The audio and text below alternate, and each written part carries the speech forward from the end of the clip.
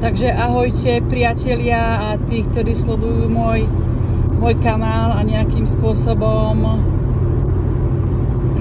vám to pomáha sa prepojiť viac so sebou samým, alebo proste cez tie moje vhľady vám prídu tiež nejaké aha momenty a zdieľam tu nejak tak spontánne tie videjka, nemám nič pripravené, akurát keď mi príde nejaká téma taká, čo by som mohla pozdieľať, tak zapnem video, aj teraz som v aute.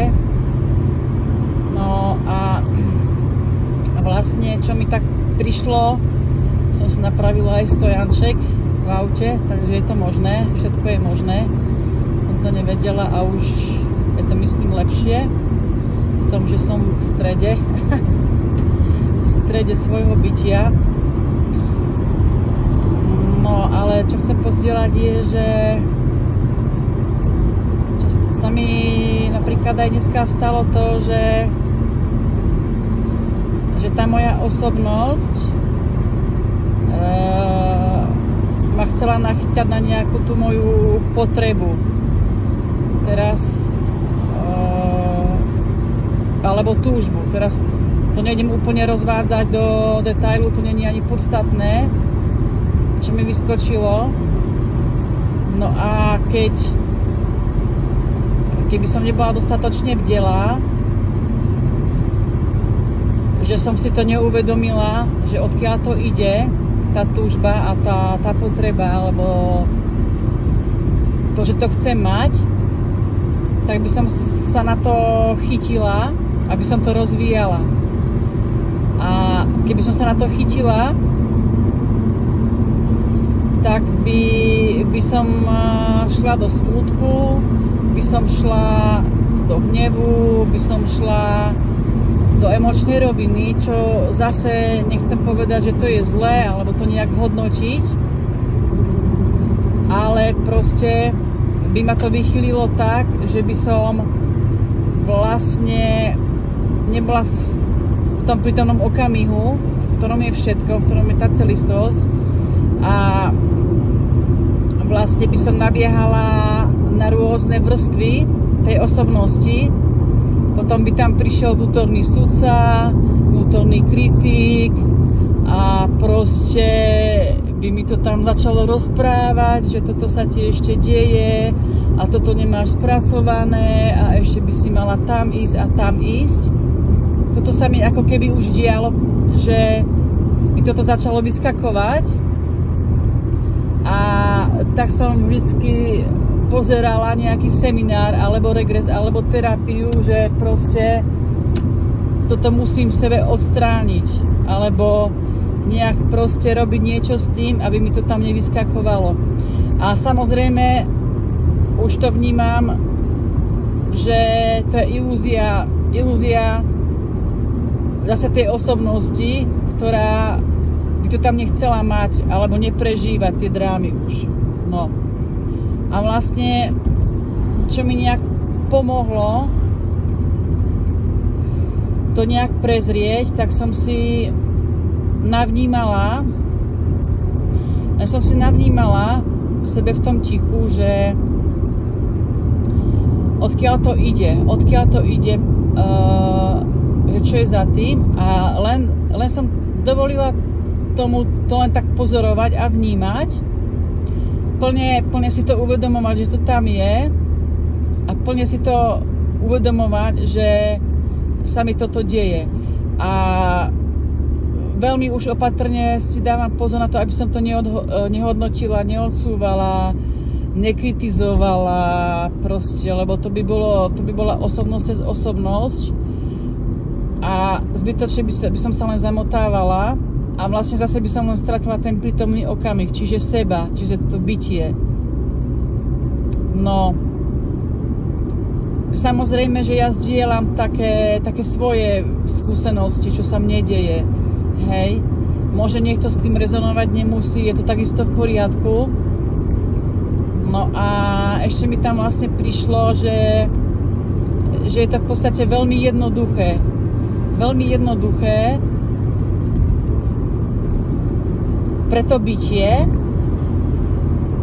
a veľmi jednoduché v tom, že je to možné a myseľ hľadá vždycky takú zložitosť, takú, že pre ňu to je až moc jednoduché a že samozrejme, že tam vyskočí, že akože tak ty nechceš na sebe už pracovať, akože, a nechceš akože nejak hľadať, o čom je život, o čom je proste duša a Boh a takéto mi tam vyskočí, že ako toto je celé, že sa nechceš dokonalovať nejak v tom duchovne.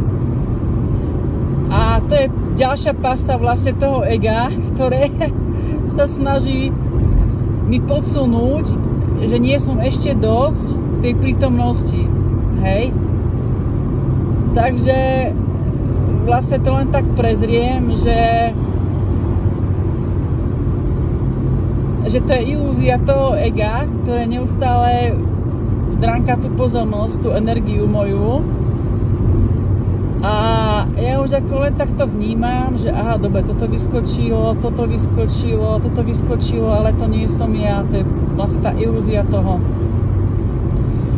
Alebo tej neustálej hry. Už to vnímam tak v takej ľahkosti, že sa to nejak takto ako ešte deje.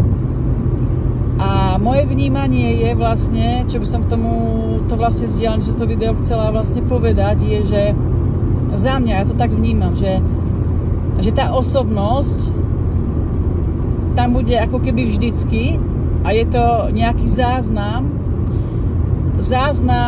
nejakej takej minulosti, naformátovaný záznam, ktorý nejde ako keby zničiť, alebo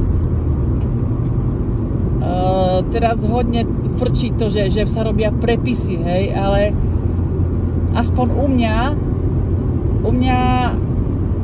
mňa sa to neprepísalo, proste, ja som si prešla strašne veľa, naozaj strašne veľa kadečoho a proste som zistila, že zase to tam je a keby som sa dala na to chytiť, tak by som si povedala, no dobre, tak ešte ja potrebujem ešte volade ísť. Ja to potrebujem nejak zmazať, odstrániť, prepísať, aby mi to tam nechodilo, hej, a proste by tam bol odpor, aby som s tým bojovala a vlastne by som to len živila, hej. Takže priatelia, nejak v tej ľahkosti sa to už deje, môže sa to diať aj vám, keď to vlastne len opozorujete ako keby. A už tam není ten ťah sa s tým stotožniť, alebo ten ťah sa zdokonalovať, alebo liečiť, alebo proste zase niekde vycestovať, zase na nejakú terapku. Proste už to tam nechodí, pretože som si plne vedomá toho, že v tej prítomnosti mám absolútne všetko. Absolútne všetko znamená, že absolútna plnosť, vyživenie, proste naplnenie, môžem to povedať, že vedomie, Boh, prítomný okamih, celistvosť, to, čo sa ako keby neustále hľadá dovonku, alebo cez niekoho, tak sa to už teraz tak deje, neviem čím to je, že nejakou energetikou, ale tiež sa nejdem na to chytať, ale proste už sa to tak krásne deje a môže udiať, keď si to vlastne dovolím to vnímať ako nejaké roviny, môžem povedať dve roviny, rovina osobnosti alebo tých vrstiev, alebo som v tej rovine toho bytia, toho prítomného okamihu.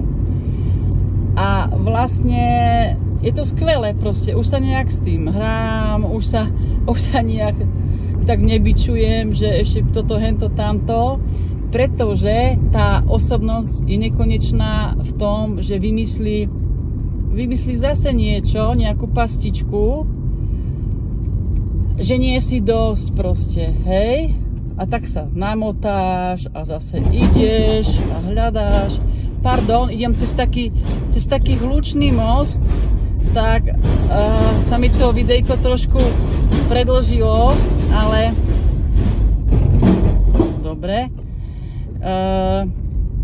Chcela som vám to vlastne dopovedať v tom, že vnímať sa môžem z toho bodu naplnenia, alebo sa môžem vnímať z tej osobnosti, ktorá bude vždy umenšená, vždy bude hľadať, vždy bude nespokojná, vždy bude proste dránkať o tú pozornosť, o tú energiu, ako má vytrhnúť z toho prítomného okamihu, ktorý je plný.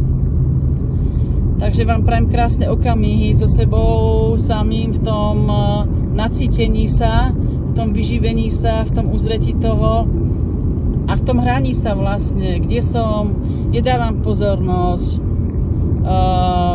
kde som v tej ľahkosti, kde som v tej hojnosti. Proste tak sa s tým hrať ako keby. Hopsa. Tak to je všetko, priatelia. Čo by som vám prijala, asi ani vám nejdem nič také prijať, sami viete, čo potrebujete, čo vlastne cítite, vnímate. Možno by som vám aj popriala ten naplnený prítomný okamih, hej, uzrieť vlastne tú celistvosť v tom, dovoliť si prijať sa v tej celistvosti, hej. Aj napriek tomu, že tá mysl a to ego bude neustále vymýšľať, ale prezrieť tú hru toho.